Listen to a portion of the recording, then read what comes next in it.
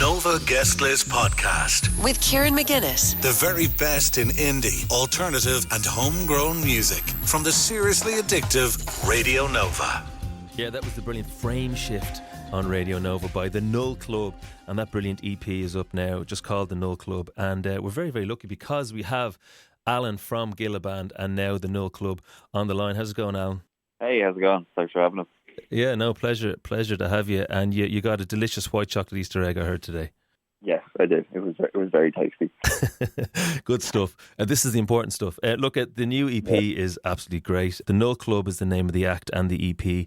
3 brilliant tracks. It kind of goes between sort of, I guess, kind of noise punk. There's a bit of like techno in there, kind of experimental dance. There's hip hop in there.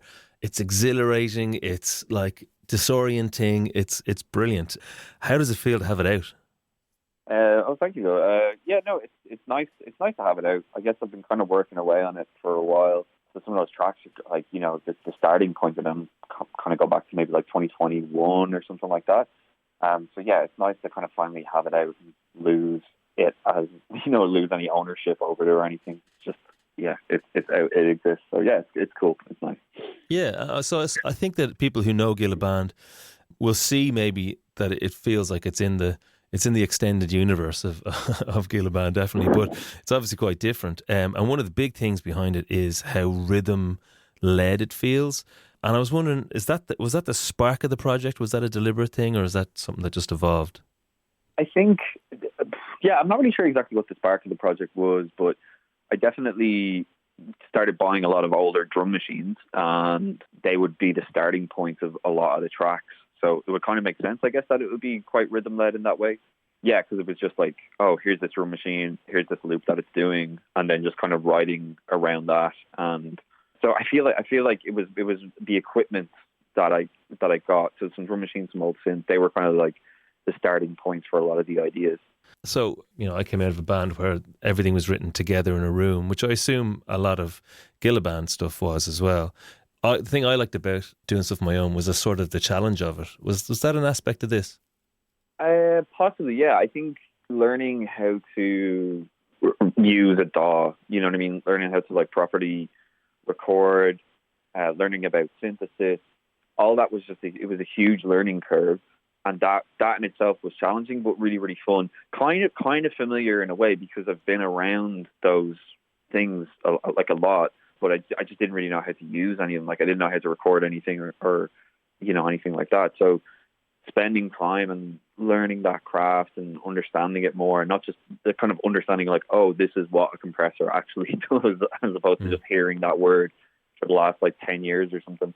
So yeah, that kind of stuff was really maybe a little bit challenging in a good way. Yeah, just kind of learning about that was definitely inspiring for it, I think. Yeah, but I think one of the things, I suppose, is more obvious in this is how kind of electronic and, you know, the aspects of hip hop that's in there and all that kind of stuff. Was that like, oh, I've got a chance now to try some stuff that maybe doesn't really suit what I do in Gilla Band normally?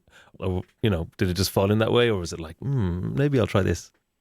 I think maybe, you know, I think that it wasn't necessarily, oh, there's all these completely different influences that we've never used in Gilla Band, so I get to like lean into them more heavily here.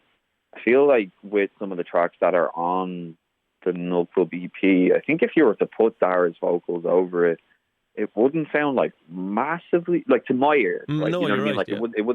it wouldn't sound massively different to what we've done, or even like what we're doing right now. Like we're working on a new record at the moment, and it's all kind of in a similar-ish world in a way.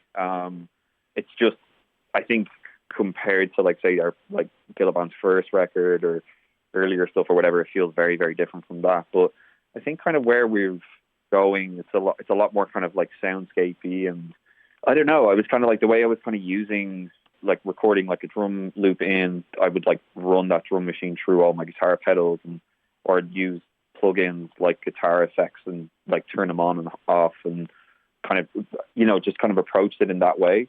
So I don't know, it kind of feels familiar to me. I think being able to lean more directly into it because of the nature of like, say, like, for example, doing stuff with Elucid on Frame Shift, it's like, okay, cool. I can definitely lean a little bit more into heavy-handed vocal productions that are directly influenced by hip hop, because here's literally an MC on the track. You know what I mean? Whereas like maybe doing that with Dara's might feel a little corny or something like that. I don't know.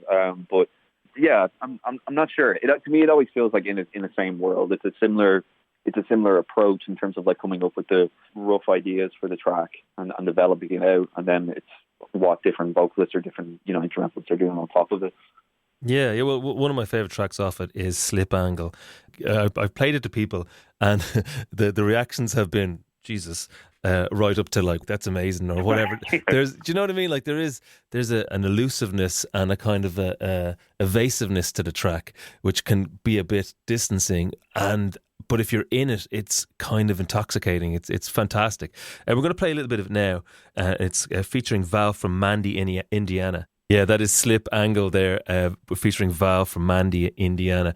That track, bringing the vocals in is such a big personality. Bringing a vocalist of that style in, it has such personality for the track. How do you find that collaboration with someone maybe who isn't in the practice room with you every week? I think for each of the vocalists, it was kind of it was always a little surprising in terms of what you would get back, in a way, but at the same time, I feel like all of them are quite distinct in their own style. So, if with something like, say, with Val, it was like, I'm pretty sure she's going to do spoken word in French, because that's what she does in Mandy. I'd be surprised if it's something different. And it was that, and that was the kind of exactly what I had imagined.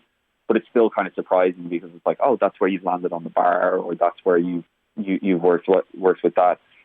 Whereas, like, say, with the Farris track, the 14 Hours track, like, I was in the room with him, and we were coming up with, like, he was coming up with the vocal ideas, but I was just kind of sitting there kind of like, oh, maybe that again, or gently pushing it in different directions, and then took all these different takes back and kind of made a melody out of that. So that felt maybe a little bit more familiar to being in the space and working with a vocalist in that way. But yeah, I don't know, it's just they all had such like strong styles that there was nothing that would come back and be like, whoa, really don't like that.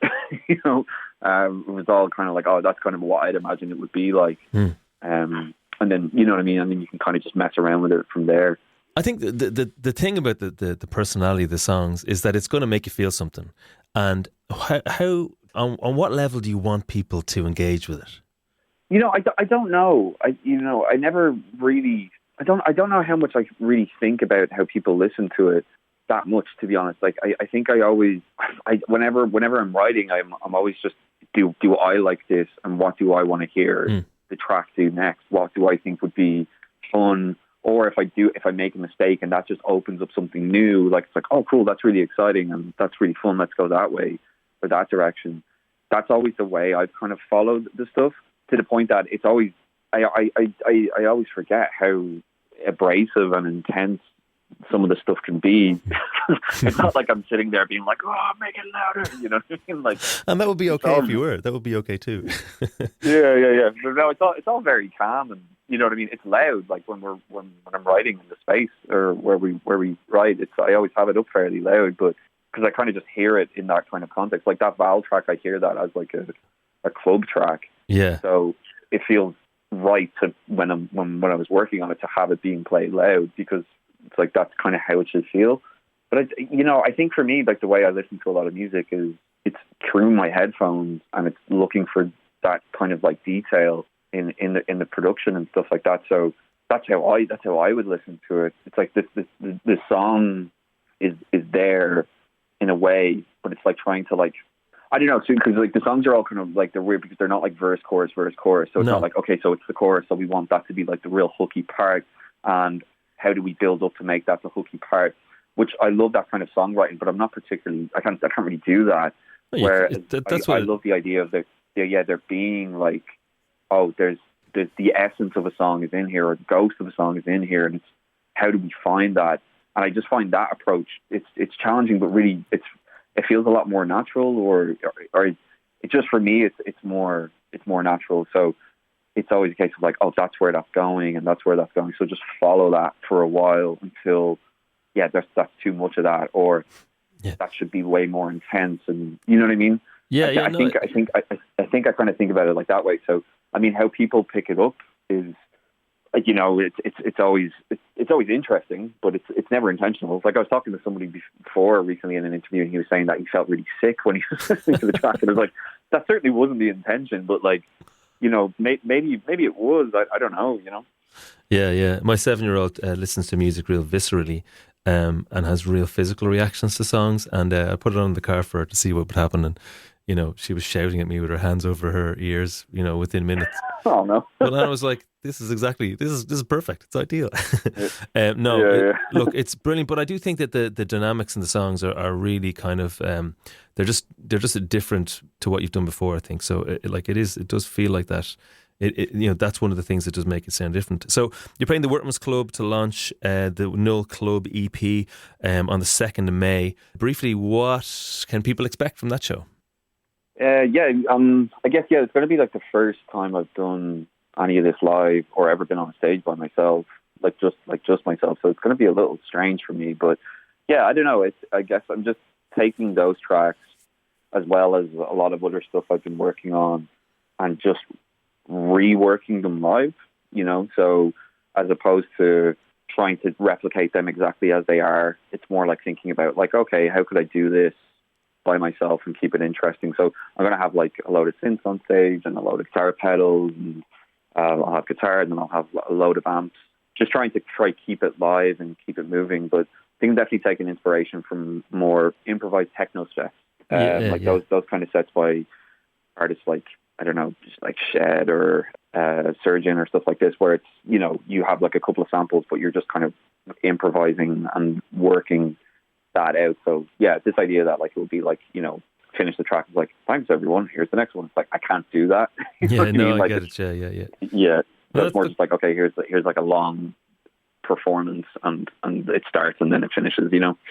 No, it's going to be really, really exciting. Well, look, Alan, thank you so much for chatting to us. Alan from the Null Club, we're talking to at the moment, and the new EP, the Null Club, is out now, and he's playing the Workman's Club on the 2nd of May. Thanks so much for chatting to us, and best of luck with everything. Cheers, thanks so much for having us. Nice one. Yeah, let's play the final track on the EP. It's called 14 Hours, and it features Faris from The Horrors. This is Radio Nova. The Nova Guest List Podcast with Kieran McGuinness. The very best in indie, alternative and homegrown music from the seriously addictive Radio Nova.